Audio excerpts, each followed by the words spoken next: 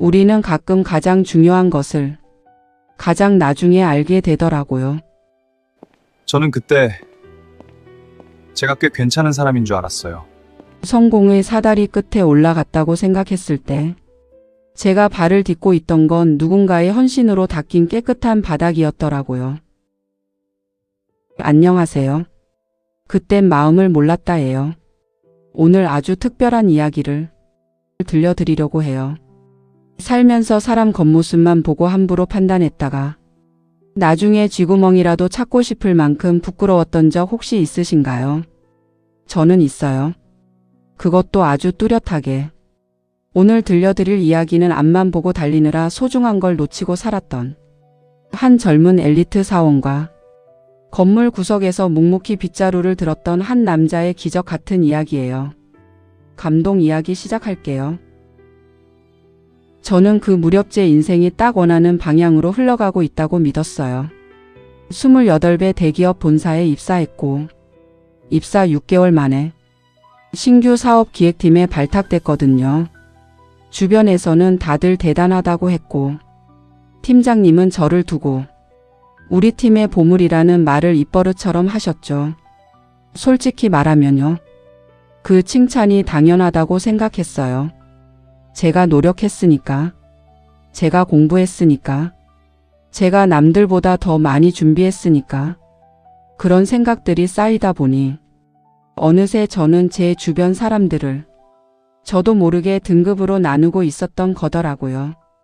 같은 팀 기획자들 외에는 거의 눈에 안 들어왔어요.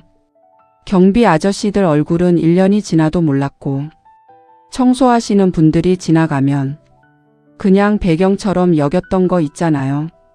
지금 이 말을 꺼내는 것도 사실 많이 부끄러운데 그때 제 안에 그런 사람이 있었다는 걸 인정해야만 이 이야기가 온전히 전해질 것 같아서요. 그날은 정말 중요한 날이었거든요. 제가 수개월을 매달려온 신규 프로젝트 최종 발표가 있는 아침이었지 뭐예요. 전날 밤 12시까지 발표 자료를 다듬고 새벽 4시에 일어나서 거울 앞에서 혼자 발표 연습을 했어요. 빳빳하게 다린 화이트 셔츠에 회사 입사 때 맞춘 감색 수트, 그리고 어머니가 생일 선물로 주신 작은 명품 시계까지 차고 나왔지요. 거울을 보는데 솔직히 그런 생각이 들더라고요. 나 좀 되는 사람 같다. 그 기분 아세요? 세상이 내 편인 것 같은 그 근거 없는 자신감. 저는 그 자신감을 온몸으로 두르고 당당하게 엘리베이터 앞에 섰어요. 엘리베이터 문이 딱 열리는 순간이었어요.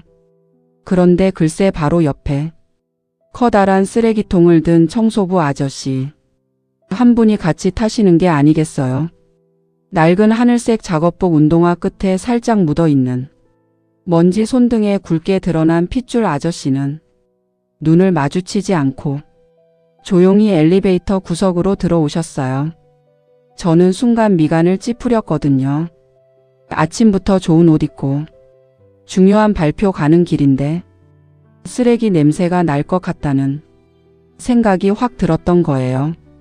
지금 돌이켜보면 참 말도 안 되는 생각인데 그땐 그게 너무 당연하게 느껴졌거든요. 저는 숨을 참는 척하며 한 걸음 옆으로 비켰어요. 그러고는 아저씨가 들으라는 듯이 말했죠. 아저씨, 저 지금 중요한 발표 있어서요. 혹시 다음 거 타시면 안 되셨어요? 그 말이 얼마나 날카롭게 상대방 가슴에 박혔을지 그때 저는 전혀 몰랐어요. 아저씨는 움찔하시더니 고개를 푹 숙이셨어요. 아이고 미안합니다. 제가 급한 줄만 알고 그만. 작은 목소리였어요. 사과를 하시면서도 괜히 더 몸을 웅크리시는 것 같아서 저는 더 불편해졌거든요. 뭐 괜찮아요. 짧게 끊고 시선을 핸드폰으로 돌렸어요. 엘리베이터가 올라가는 그 짧은 시간 동안 아저씨는 단 한마디도 하지 않으셨어요. 내리실 때도 조용히 고개만 까딱하시고 나가셨고요. 저는 금방 그 장면을 잊어버렸어요. 발표 때문에 머릿속이 꽉 차 있었으니까요. 발표장에 들어서는데 심장이 두근두근 뛰더라고요. 임원진 세 분이 앞에 앉아 계셨고 옆에는 저희 팀장님과 팀원들이 자리를 잡고 있었어요. 화면이 이미 켜져 있었고 자료도 첫 장이 떠 있었어요. 잘 되겠다. 마음속으로 그렇게 중얼거리고 마이크를 잡았죠. 안녕하십니까. 사업기획팀 이준혁입니다. 오늘 발표드릴 내용은 신규 온라인 플랫폼 사업안으로. 그런데 딱 그 순간이었어요. 화면이 지지직 소리를 내더니 픽 하고 꺼져버리는 거예요. 처음엔 일시적인 오류인 줄 알았어요. 그래서 잠깐 기다렸는데 화면은 돌아오지 않더라고요. 잠깐 기술적인 문제가 있는 것 같습니다. 잠시만 기다려 주시면. IT 담당자가 달려왔어요. 노트북을 껐다 켜봤고 케이블도 바꿔봤고 리셋 버튼도 눌러봤는데 아무것도 해결이 안 됐어요. 임원 중 한 분이 시계를 보셨어요. 그 시선이 얼마나 차가운지 등골이 오싹했거든요. 팀장님은 제 곁으로 오셔서 작게 속삭이셨어요. 이 대리 일단 구두로라도 시작해봐요. 네, 목소리가 떨렸어요. 6개월을 준비한 자료인데 그게 없으니까 손이 허공에서 떠 있는 느낌이랄까요? 머릿속이 하얘지더라고요. 준비했던 말들이 다 어디론가 사라지고 텅 빈 화면 앞에 제가 그냥 서 있는 거예요. 그때였어요. 회의실 문이 조용히 열렸어요. 그리고 파란 작업복 차림의 아저씨가 들어오시는 거예요.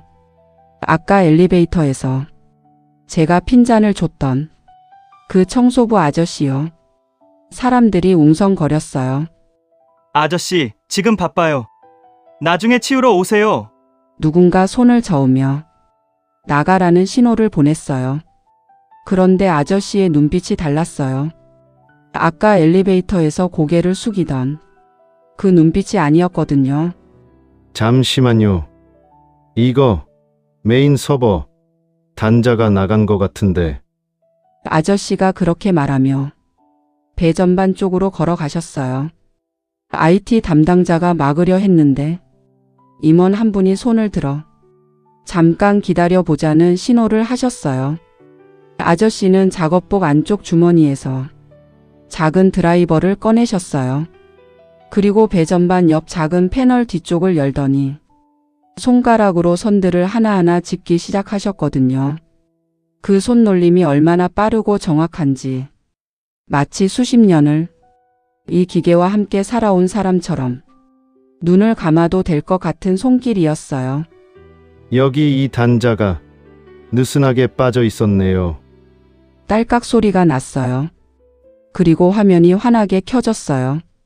장내에 정적이 흘렀어요. 처음엔 아무도 말을 안 했어요. 그러다가 임원석에서 박수 소리가 들렸어요. 아저씨는 아무것도 아닌 듯이 드라이버를 집어넣으시고 아주 자연스럽게 문 쪽으로 걸어가셨어요. 저는 그 뒷모습을 멍하니 바라봤어요. 문이 닫히기 직전에 아저씨가 한번 돌아보셨어요. 그리고 저를 보며 아주 살짝 고개를 끄덕이셨어요. 그게 전부였는데 그 눈빛 하나가 제 가슴을 콱 움켜쥐더라고요. 발표는 어떻게든 마쳤어요. 임원분들 반응도 나쁘지 않았고요. 팀장님은 수고했다고 하셨는데 저는 그 칭찬이 하나도 안 들어왔어요. 머릿속에 계속 아저씨 얼굴이 맴돌았거든요.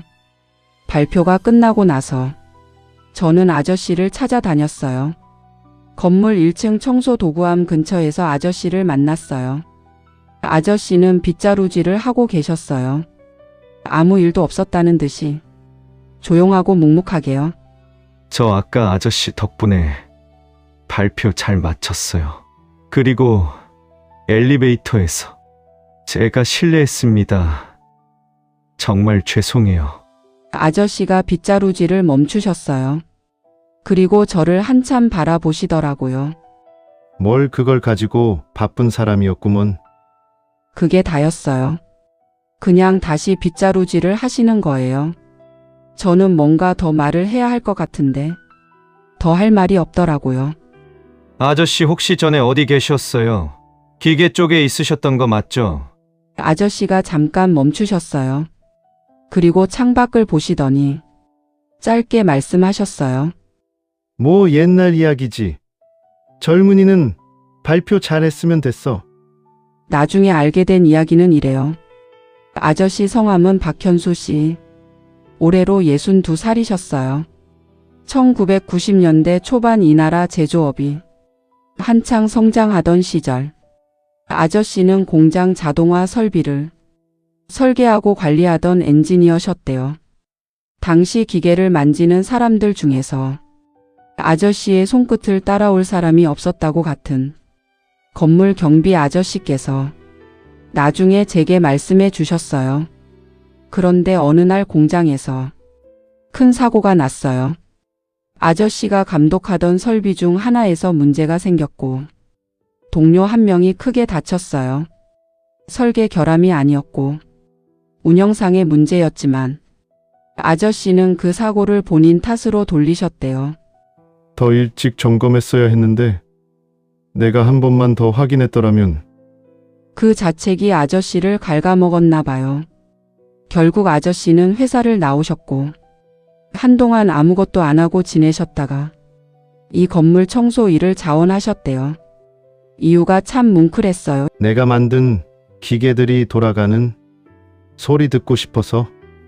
이 건물 공조 시스템이 내 손으로 설계한 거거든. 그 소리 들으면서 청소하면 마음이 좀 편해. 그 이야기를 듣고 저는 한참 동안 말을 못했어요. 제가 아침마다 지나치던 그 아저씨가 이 건물에 심장부를 설계하신 분이셨다는 게 제가 눈도 안 마주쳤던 그 낡은 작업복 안에 저보다 훨씬 더 깊고 묵직한 삶이 담겨 있었다는 게 부끄러움이 파도처럼 밀려왔어요. 저는 그날 저녁에 오래 걸었어요. 회사 근처 한강변을 터덜터덜 걸으면서 제가 어떤 사람이었는지를 천천히 되짚어 봤어요. 언제부터였을까? 언제부터 나는 사람을 직함과 역할로만 봤을까? 저도 한때는 달랐는데 고3 때 버스 기사님께 꼭 감사 인사를 드리던 제가 있었는데 대학 때 학교 미화원 어머니께 커피 한 잔씩 갖다 드리던 제가 있었는데 어느 순간 그 제가 없어지고 뭔가 됐다고 착각하는 다른 제가 그 자리를 차지하고 있었던 거더라고요. 그 다음 날부터 저는 아저씨를 찾아가기 시작했어요. 처음엔 그냥 인사만 드렸어요. 아저씨 오늘도 일찍 오셨네요. 아저씨는 처음엔 어색해 하셨어요. 뭐야. 왜 그게 좀 웃기기도 했거든요. 제가 핀잔을 줬던 사람이 갑자기 아침마다 인사를 하러 오니까요. 그래도 저는 계속 인사드렸어요. 그리고 조금씩 이야기를 나누기 시작했어요. 아저씨는 말수가 적은 분이셨어요. 근데 기계 이야기가 나오면 좀 달라지시더라고요. 이 건물 3층 에어컨 보이지? 저게 요즘 이상한 소리 나는데 아무도 모르더라고. 필터가 아니라 팬 베어링이 문제야. 아저씨 어떻게 그걸 알아요? 소리가 다르잖아. 기계도 아프면 다른 소리를. 네, 그 말이 묘하게 오래 남더라고요. 그렇게 한 달이 지났어요. 저는 아저씨와 이야기하는 게 좋아졌어요. 아저씨는 화려하게 말씀을 잘 하시는 분이 아니었어요. 근데 한마디 한마디가 오래 씹히는 분이셨거든요. 어느 날 아침 아저씨가 로비 유리를 닫고 계셨어요. 저는 옆에 서서 보다가 그냥 여쭤봤어요.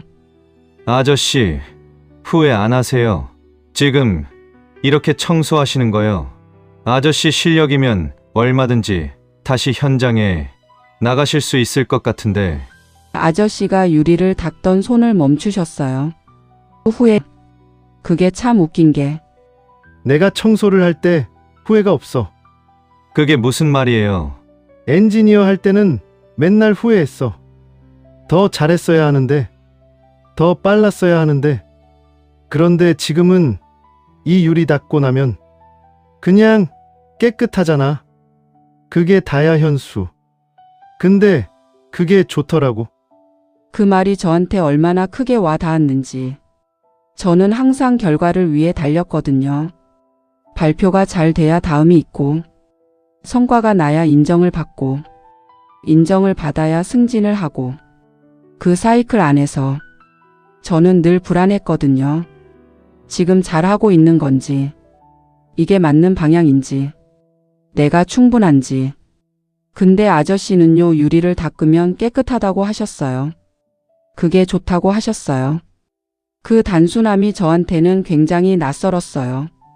그렇게 계절이 한 번 바뀌었어요. 어느 날 아저씨가 출근을 안 하셨어요. 하루 이틀은 그러려니 했는데 사흘이 지나도 아저씨를 볼 수가 없더라고요. 경비 아저씨한테 여쭤봤더니 박현수 씨가 몸이 안 좋으셔서 입원하셨다는 거예요. 저는 주소를 알아내서 병원으로 찾아갔어요. 병실에 들어서는데 아저씨가 침대에 누워 계셨어요. 얼굴이 많이 야위셨더라고요. 왜 왔어? 아저씨, 많이 아프세요? 뭐 그냥 좀 쉬라는 거지. 몸이 이제 말을 안 들어. 저는 아저씨 옆에 앉았어요. 한참 동안 말이 없었어요. 창밖으로 병원 마당에 나무가 보였어요. 바람이 불어서 나뭇가지가 흔들리고 있었거든요. 현수 있잖아. 준혁이 아저씨가 먼저 이름을 부르신 건 그게 처음이었어요. 네, 아저씨. 내가 그 사고 이후로 오랫동안 나 자신을 용서를 못했어. 내 실수가 아니라는 거 머리로는 알면서도. 근데 있잖아. 이 건물 청소하면서 이제 좀 알 것 같더라고. 뭐려? 잘못을 인정하는 게 용서의 시작이 아니더라고. 그냥 오늘 하루를 사는 게 용서야. 그게 오래 걸렸어. 저는 눈이 뜨거워졌어요. 아저씨가 그 이야기를 꺼내시기까지 얼마나 긴 시간이 필요했을까? 그리고 왜 하필 저한테 하시는 걸까? 아저씨, 왜 저한테 이런 말씀 하세요? 자네 보면 나 같아서 앞만 보고 달리잖아. 나도 그랬거든. 근데 그렇게 달리다 보면 옆에 있는 거 다 놓쳐. 높은 곳으로 올라가는 사다리만 보지 말고 그 사다리를 누가 잡고 있는지 한 번씩 내려다봐.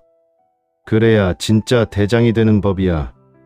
그 말씀이 정수리에서부터 발끝까지 후고 내려가는 것 같더라고요. 저는 아무 말도 못하고 그냥 고개를 숙이고 있었어요. 눈물이 날 것 같았거든요. 울면 안 된다고 생각했는데 그냥 흘러버렸어요. 아저씨는 아무 말 없이 제 등을 툭툭 치셨어요. 3번 그게 다였어요. 근데 그 3번이 제 등에서 뭔가를 떼어내는 것 같았어요. 제가 계속 달고 다니던 오만함이랄까, 근거 없는 우월감이랄까, 남을 배경 취급하던 그 버릇이랄까, 그게 툭툭툭 떨어져 나가는 것 같은 느낌이었어요. 아저씨는 3주 후에 퇴원하셨어요. 그리고 다시 청소 일을 하시겠다고 하셨어요. 건물 측에서 쉬셔도 된다고 했는데도 이 건물 소리를 들어야 해. 오늘도 3층 에어컨이 이상할 것 같거든. 그러시면서 웃으셨어요. 저는 그 웃음이 너무 좋았어요. 그 이후로 저도 조금 달라졌어요. 엘리베이터에서 경비 아저씨와 눈을 마주쳐요. 청소하시는 분들께 좋은 아침이라고 인사해요. 바쁜 척 핸드폰을 들여다보는 대신 주변을 한 번 더 둘러봐요. 대단한 변화가 아닐 수도 있어요. 근데 저한테는 꽤 큰 변화였어요. 예전에 저는 그러지 않았으니까요. 아저씨, 오늘 3층 에어컨 소리 어때요? 오늘은 좀 나은 것 같아. 어제 필터 갈아서 그런지. 다행이다. 다행이지.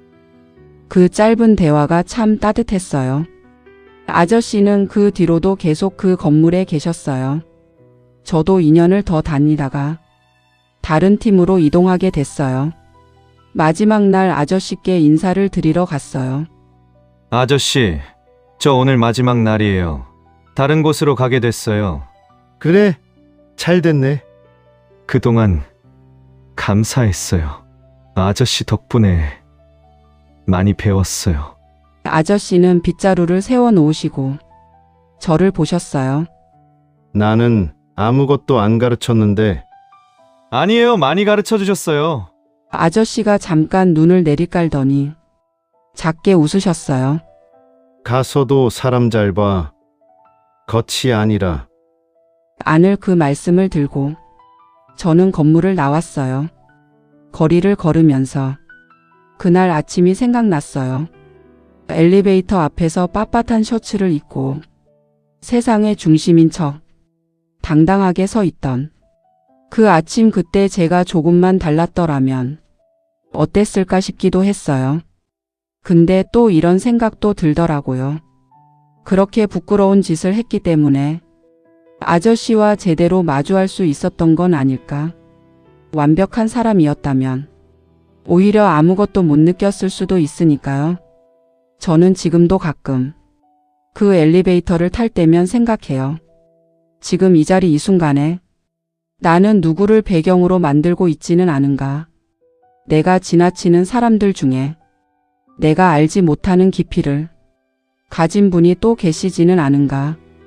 그리고 나는 그분들께 제대로 된 눈빛 하나라도 드리고 있는가? 박현수 아저씨가 제게 가르쳐 주신 건 기계가 아니었어요. 사람을 보는 법이었어요. 높은 곳에 오르고 싶으면 밑을 내려다보라고. 그 밑에 서 있는 사람들이 사실은 당신이 딛고 올라가는 가장 단단한 바닥이라고. 제 이야기가 여러분께 작은 울림이 되었다면 구독과 좋아요 부탁드려요. 우리 함께 따뜻하게 동행해요. 여러분 늘 행복하세요.